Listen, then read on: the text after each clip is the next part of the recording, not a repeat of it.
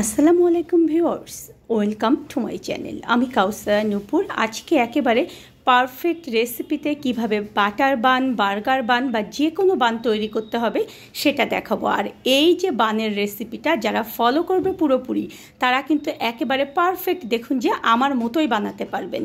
আর আমার চুলায় কিভাবে বান তৈরি করতে হবে সেটা কিন্তু আমি আগেই দিয়ে দিয়েছি। এখন ওভেনেরটা দিচ্ছি। একটা বোল নিয়ে সেখানে দেখুন যে আমি 1 কাপ পরিমাণ কুসুম গরম দুধ নিয়েছি। এখন কুসুম গরম বলতে দেখুন যে আমি এখানে আঙুল ডুবিয়ে রাখছি। আমি গরম অনুভব করছি কিন্তু আমার আঙুলটা কিন্তু আমি ডুবিয়ে রাখতে পারছি। এই রকম গরম হতে হবে। খুব বেশি গরম কিংবা খুব বেশি ঠান্ডা যদি আপনার দুধ বা পানি হয় তাহলে কিন্তু কখনোই এখানে ইস্ট অ্যাক্টিভ হবে না। এখন আমি এখানে 2 চা চামচ পরিমাণ ইস্ট দিয়ে দিচ্ছি। এখন ইস্টের কথা বলি যে ইস্টটা অবশ্যই একটু ভালো মানের ইস্ট ব্যবহার করার চেষ্টা করবেন।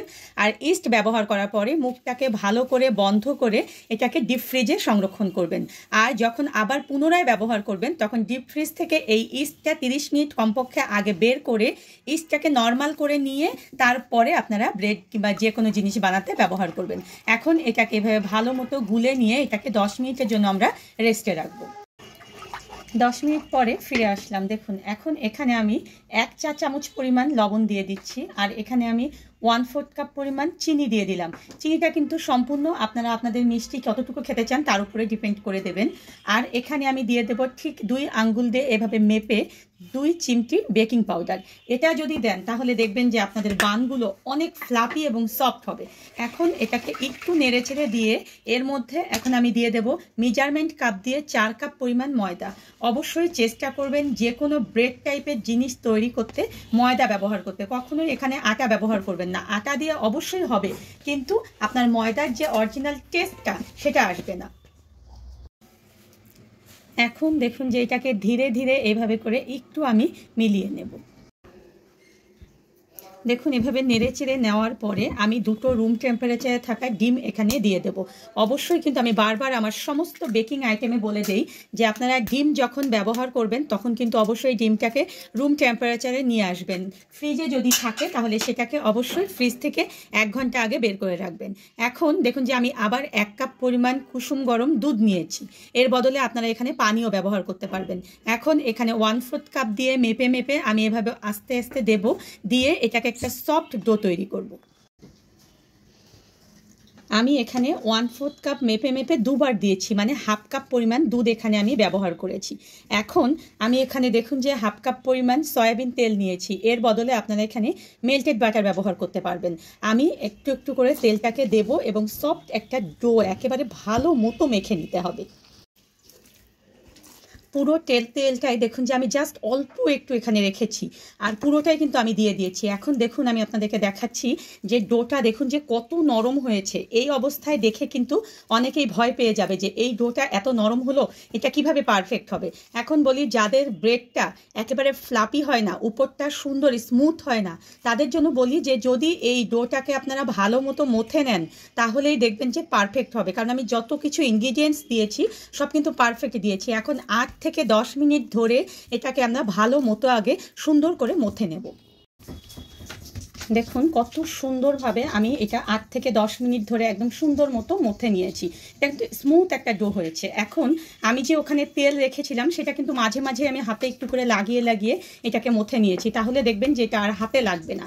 চারপাশে দেখুন যে আমি বাকি যে তেলটুকু ছিল সেটাকে মেখে দিলাম আর একটা র্যাপার দিয়ে ভালো মতো এটাকে একদম এভাবে করে মুড়িয়ে রেখে দেবো, যাতে করে এর মধ্যে কোনো রকম বাতাস ঢুকতেও না পারে আবার বের হতেও না পারে। আর এটাকে আমি রেস্টে রেখে দেবো ঠিক 2 ঘন্টার জন্য কোনো গরম স্থানে। যদি আপনাদের গরম স্থান না থাকে তাহলে দেখবেন যে আমার অন্যান্য যে ব্রেডের ভিডিওগুলো রয়েছে সেখানে আমি কুসুম গরম পানির উপরে বোলটাকে একটু বসিয়ে রেখেছি, তাহলেই দেখবেন যে ডোটা ফুলে দ্বিগুণ হয়ে যাবে। ফিরে এলাম 2 ঘন্টা পর। 2 ঘন্টা পরে দেখুন যে ফুলে একদম ডোটা ডাবলের চেয়েও বেশি হয়ে গিয়েছে। এটাকে এখন এভাবে চেপে চেপে বাতাস বের করে দিতে হবে। এখন এটাকে আবার 2 মিনিট আমরা একটু মথে নেব ভালো মতো। এত সফট এবং স্মুথ দেখুন হয়েছে ডোটা যে আপনারা যখন করবেন তখনই কিন্তু বুঝতে পারবেন, তার আগে কিন্তু এটা বুঝতে পারবেন না। এখন এটাকে দেখুন যে আমি ঠিক এইভাবে করে সমান করে একটা নিচ্ছি, নিয়ে আপনি ঠিক কতটা তৈরি করতে চান বান সেটা কিন্তু পুরোটাই আপনার উপরে ডিপেন্ড করবে। আমি এখান থেকে আজকে একটু বড় সাইজ করে করব। আর ফার্স্ট দেখুন যে মাঝখান থেকে এভাবে কেটে নিচ্ছি, নেওয়ার পরে এটাকে আমি ভাগ করব। আমি এখান থেকে 8টা তৈরি করব। সমান দেখুন যে আমি 8 ভাগ করে নিয়েছি। এখন ঠিক এইভাবে করে দেখুন যে আমি উপর থেকে নিয়ে নিচের দিকে দিয়ে দিচ্ছি, দিয়ে ঠিক এইভাবে করে একটু সুন্দর করে দেখুন নিচের দিকে দেওয়ার পরে এটাকে একটু এভাবে পেঁচিয়ে দিয়ে হাতের মাঝখানে এভাবে ঘুরিয়ে ঘুরিয়ে এটাকে একটা সুন্দর শেপ দেওয়ার চেষ্টা করবেন। হাতের তালুতে দেখুন যেরকম ঘুরিয়ে ঘুরিয়ে একটা সুন্দর শেপ দিয়ে নিয়ে আসতে হবে। এখন ট্রের কথা বলি, যে ট্রেটাতে আমরা বেক করতে দেব সেই ট্রেটাতে একটু তেল ব্রাশ করে দিয়ে সেখানে একটু শুকনো ময়দা ছিটিয়ে দিয়ে সেখানে আমরা বেক করতে দেবো। তাহলে এই যে ব্রেডগুলো এগুলো আমাদের তুলতে অনেক সুবিধা হয়ে যাবে। সেম স্টাইলে আমরা আবার বানিয়ে নেব। দেখুন যে আমি হাতের তালুতে আবার এভাবে দিয়ে ঘুরিয়ে ঘুরিয়ে এটাকে বানাচ্ছি এবং সুন্দর মতো বানিয়ে আমার সবগুলো সেম স্টাইলে বানিয়ে আমরা এখানে রেখে দেব। সবগুলো বান দেখুন যে আমি বানিয়ে একটু ফাঁকে দিয়ে দিয়ে এগুলোকে বসিয়ে দিয়েছি। এখন এগুলোকে আমি র্যাপার দিয়ে ঢেকে 30 মিনিটের জন্য রেস্টে রাখবো। 30 মিনিট পরে আমি ফিরে আসছি। ফিরে এলাম 30 মিনিট পরে। দেখুন যে আমার বানগুলো কিন্তু রেস্টে রাখার পরে কতটা ফুলে গিয়েছে। এখন একটা ডিম দেখুন যে আমি নিয়েছি, আর ডিমটাকে ভালো মতো আমাদেরকে ফেটিয়ে নিতে হবে। ঠিক যখন আমি এই ডিমটাকে ফেটাতে শুরু করেছি ঠিক তখনই কিন্তু আমি আমার ওভেনটাকে প্রিহিট হতে দিয়েছি। ওভেনটাকে আমি ঠিক যে তাপমাত্রায় এই বানগুলোকে বেক করব ঠিক সেই তাপমাত্রাতেই কিন্তু আমি প্রিহিট করতে দিয়েছি। আমি 180 ডিগ্রি তাপমাত্রায় আজকে বানগুলোকে বেক করব, তাই 180 ডিগ্রি তাপমাত্রায় আমি আমার ওভেনটাকে প্রিহিট করতে দিয়েছি। এখন একটা ব্রাশ দিয়ে খুবই ভালো করে দেখুন যে এই বানগুলোর উপরে ডিমটাকে ব্রাশ করে দেব। কেউ যদি ডিম ব্রাশ করতে না চান তাহলে এক্ষেত্রে আপনারা তরল দুধ দিয়ে এটাকে ব্রাশ করে দেবেন। সেক্ষেত্রে তরল দুধটা হচ্ছে জাল করে নেওয়ার পরে দুধটাকে ঠান্ডা করে নিতে হবে। আর অবশ্যই কিন্তু বারবার বলছি যে দুধটাকে ঠান্ডা করে নিতে হবে। ঠান্ডা দুধ এখানে ব্রাশ করতে হবে, গরম দুধ করা যাবে না। আর ব্রাশ করার সময় আরেকটা কথা মনে রাখবেন যে একেবারে চেপে চেপে কিন্তু এটাকে ব্রাশ করা যাবে না, তাহলে এর মধ্যে থেকে কিন্তু এয়ার বের হয়ে যাবে, তখন এটা কিন্তু আবার চুপসে যাবে আর সেই বানটা কিন্তু সুন্দর হবে না। এখন আগে এটা সবগুলোতে আমি ব্রাশ করে দিচ্ছি।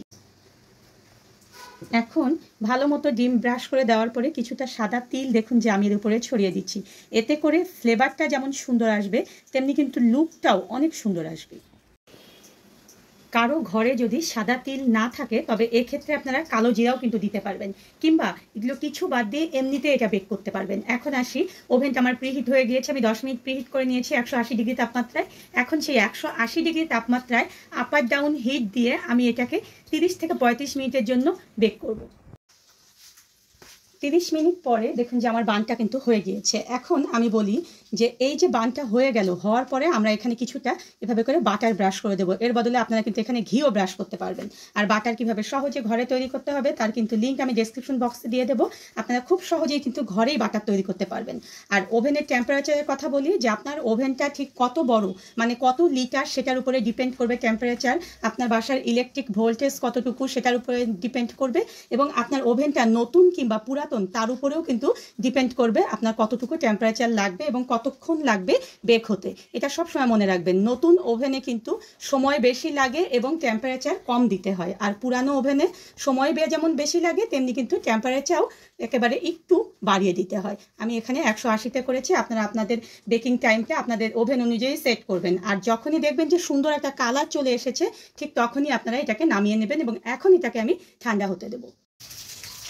দেখুন আমার ব্রেডগুলো কিন্তু একদম ঠান্ডা হয়ে গিয়েছে। এখন আমি কেটে দেখাচ্ছি আপনাদেরকে যে এটার ভিতরটা আসলে কতটা সুন্দর হয়েছে।